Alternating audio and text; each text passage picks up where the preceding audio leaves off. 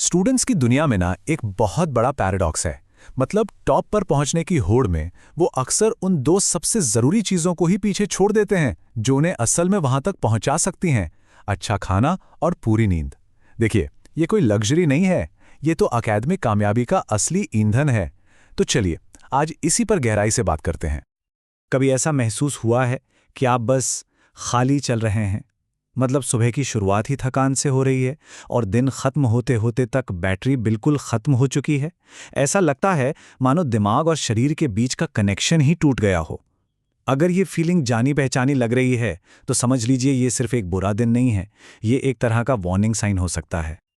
और इस वार्निंग के जो इशारे हैं ना, वो अक्सर बहुत साफ होते हैं। जैसे वो लगातार बनी रहने वाली थकान, छोटी छोटी बात पर चिड़चिड़ापन होना, क्लास में ध्यान ही नहीं लगा पाना, या फिर वो सिरदर्द जो बार बार लौट कर आता है। और हाँ, दिन भर जगे रहने के लिए चाय, कॉफी या मीठी चीजों पर डिपेंडेंसी का बढ़ना। ये सारे लक्षण एक ही तरफ इशारा करते हैं कि सिस्टम को रिफ्यूल करने का टाइम आ गया है। तो आज हम इस पूरे मामले को स्टेप बाय स्टेप समझने वाले हैं। पहले देखेंगे कि ये स्टूडेंट बर्नआउट की प्रॉब्लम है क्या, फिर ये जानेंगे कि हम सेल्फ केयर को अनदेखा क्यों कर देते हैं। उसके बाद इस लापरवाही की असल कीमत क्या चुकानी पड़ती है वो देखेंगे। फिर एक सॉलिड एक्शन प्लान पर बात करेंगे और आखिर में समझेंगे कि एक मजबूत नींव बनाने के लिए कैसी सोच की जरूरत है। चलिए तो फिर शुरू करते हैं हमारे पहले हिस्से से, स्टूडेंट बर्नआउट की समस्या। इसे एक तरह से डायग्नोज करने की कोशिश करते हैं। तो असल में ये प्रॉब्लम है क्या? देखिए, ये अपने एकेडमिक, सोशल या एक्स्ट्रा करिकुलर गोल्स को पूरा करने के लिए सेहत के दो सबसे ज़रूरी पिलर्स यानी कि ठीक से खाना और पूरा आराम, इनके साथ लगातार किया जाने वाला एक समझौता है। ये एक दो दिन की बात नहीं होती है, ये एक आदत बन जाती है जो धीरे धीरे हमारी परफॉर्मेंस को अंदर से खोखला कर देती है। और इसका असर कितना बड़ा होता है ये स्लाइड बिल्कुल साफ दिखा रही है। सोचिए, एक तरफ है वो दिमाग जिसे पूरा ईंधन मिला है, एकदम फोकस्ड, अलर्ट, इमोशनली स्टेबल और जिसकी मेमोरी भी शार्प है। और दूसरी तरफ है वो दिमाग जिसकी एनर्जी बिल्कुल खत्म है, थका हुआ, ध्यान आसानी से भटकने वाला, चिड़चिड़ा, बेचैन और जिसमें मोटिवेशन का नामो निशान नहीं है। ये सिर्फ मूड का नहीं, ये असल में हमारी काबिलियत का फर्क है।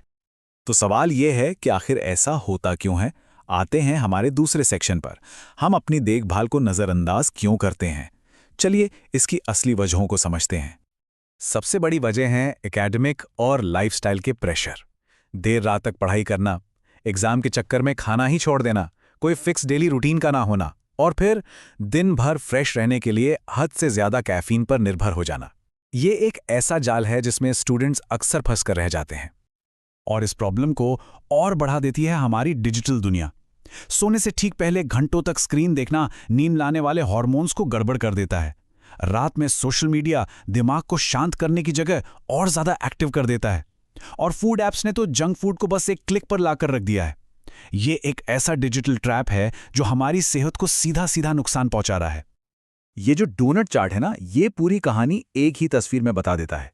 एक स्टूडेंट के 24 घंटों का एक बहुत बड़ा हिस्सा, करीब 80% पढ़ाई, सोशल लाइफ और डिजिटल मीडिया में जा रहा है, और आराम और पोषण जो परफॉर्मेंस की असली नींव हैं, उन्हें मिल रहा है मुश्किल से 10%।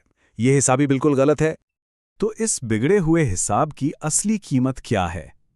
हमारा तीसरा भाग, इस अनदेखी की छिपी हुई कीमतें। इसका असर बिल्कुल वैसा ही है जैसे शांत तालाब में फेंका गया पत्थर, जिसकी लहरें दूर दूर तक जाती हैं। और देखिए, ये कोई सुनी सुनाई बात नहीं है, इसके पीछे पक्की साइंस है। American academy of sleep medicine की 2022 की ये रिपोर्ट देखिए। ये साफ कहती है कि जो टीनेजर्स 7 घंटे से कम नींद लेते हैं, उनमें स्ट्रेस बढ़ता है, मोटिवेशन कम होता है और सही गलत का फैसला लेने की क्षमता भी कमजोर पड़ जाती है। ये तो सीधा सीधा दिमाग के काम करने के तरीके पर हमला है। और इसके जो नतीजे हैं वो हर जगह दिखते हैं। पढ़ाई में कंसंट्रेशन और याददाश्त कम हो जाती है, शरीर की इम्यूनिटी घटती है जिससे बार बार बीमार पड़ने का खतरा बढ़ जाता है, इमोशनल लेवल पर एंग्जाइटी और चिड़चिड़ापन बढ़ता है, सोशली भी लोग खुद को सबसे अलग करने लगते हैं, और लंबे समय में ये आदतें डायबिटीज और डिप्रेशन जैसी गंभीर बीमारियों की वजह भी बन सकती हैं। तो क्या इसका कोई हल नहीं है? बिल्कुल है। तो चलिए अब चौथे और सबसे जरूरी हिस्से पर आते हैं, वेलनेस के लिए एक एक्शन प्लान। और ये सिर्फ स्टूडेंट्स के लिए नहीं है, ये स्कूलों और पेरेंट्स के लिए भी है। स्टूडेंट्स के लिए एक बहुत ही सिंपल और पावरफुल नियम है 3-2-1 रूल। दिन में 3 बैलेंस्ड मील्स, भूख लगने पर बीच में 2 हेल्दी स्नैक्स और सबसे ज़रूरी रोज सोने और जागने का एक फिक्स टाइम। ये छोटा सा बदलाव पूरे दिन की एनर्जी और फोकस को बदल कर रख सकता है। इसे असल में कैसे किया जा सकता है, उसका ये एक छोटा सा सैंपल है। सुबह 6:30 बजे एक हेल्दी नाश्ता जो सीखने के लिए एनर्जी दे। 10:30 बजे के करीब एक छोटा स्नैक ताकि फोकस बना रहे।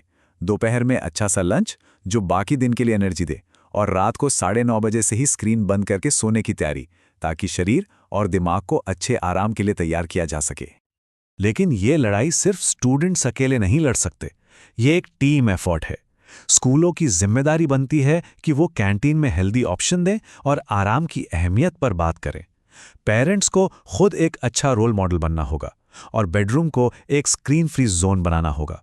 और संस्थानों को ऐसा माहौल बनाना होगा जहां आराम को काम चोरी नहीं बल्कि प्रोडक्टिविटी का एक जरूरी हिस्सा समझा जाए। और अब हम आते हैं अपने आखिरी हिस्से पर, एक मजबूत नींव कैसे बनाई जाए। देखिए, ये आदतों से ज्यादा एक सही मानसिकता के बारे में है जो लंबे समय तक हमारा साथ देगी। ये सिर्फ एक लाइन नहीं है, ये एक एफर्मेशन है जिसे अपनाना बहुत जरूरी है। मेरा शरीर पोषण और आराम का हकदार है। जब ये बात दिल से समझ आ जाती है तो सेल्फ केयर एक काम नहीं बल्कि खुद को इज्जत देने का एक तरीका बन जाता है। ये एक बहुत जरूरी मेंटल शिफ्ट है। तो आज का सबसे बड़ा टेक अवे यही है, सीखने की जो पूरी इमारत है उसकी एक अनदेखी नींव होती है, और वो नींव है सेल्फ केयर। हम क्या खाते हैं, कितनी देर सोते हैं और कैसे आराम करते हैं, यही तय करता है कि हम कितना सीख पाएंगे और कितने कामयाब होंगे। तो जाते जाते बस एक सवाल छोड़कर जा रहा हूं, क्या हो अगर अपनी असली क्षमता को अनलॉक करने का राज ज्यादा मेहनत करने में नहीं बल्कि स्मार्ट तरीके से रिकवर करने में छिपा हो? इस पर सोचिएगा जरूर।